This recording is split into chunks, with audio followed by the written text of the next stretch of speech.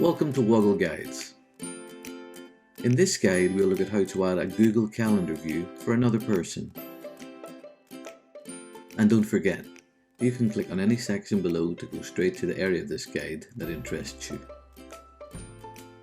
And do subscribe if you like what you see, to be notified when new guides are published. Google Calendar is a great tool to manage and share what's happening in your life. Your Google Calendar can be found at the link shown on the screen. This link is also available in the description below. When you first load Google Calendar, a number of calendars are already preloaded. As you'd expect, your own personal calendar is loaded, but in addition to that, you'll also see specific calendar options to track birthdays and your Google reminders and tasks.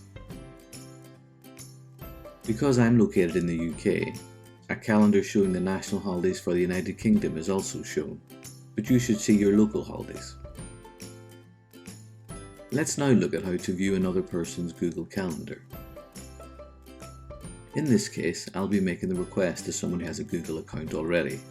The first step is to make that request to view their calendar. This is done by clicking on the plus sign next to Other Calendars and choosing the Subscribe to Calendar option. Here, Google prompts you to add an email address. Let's do that now. When you add an email address, a pop-up then appears that tells you you do not have access to their calendar. This will usually be the case, so we have to request it from the Google user. Let's add a message asking for access, and then click on the Request Access link to send that calendar access request. Google then confirms that the request has been sent. Let's now take a look at how to approve a request. The person whose calendar you want to view will then receive a request in their email inbox that explains you want to see their calendar.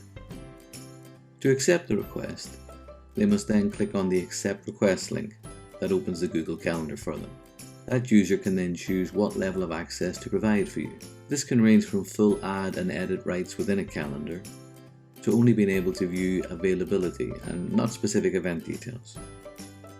The user then clicks the Send button to confirm the request and grant calendar access. Finally, let's take a look at how to add a Google Calendar to your own calendar. You will then receive another email confirming that your requested calendar access has been granted. Note that if you don't receive a confirmation email, then calendar access has not been granted. There is still one final step remaining, however, to add that calendar to your own calendar. To do that, click the link in the email that says Add this calendar. Google Calendar then opens and you are asked if you want to add the calendar. Click Add to do this. You'll see that the other person's calendar information and their events are now visible in your own calendar. I hope you found this Woggle guide useful.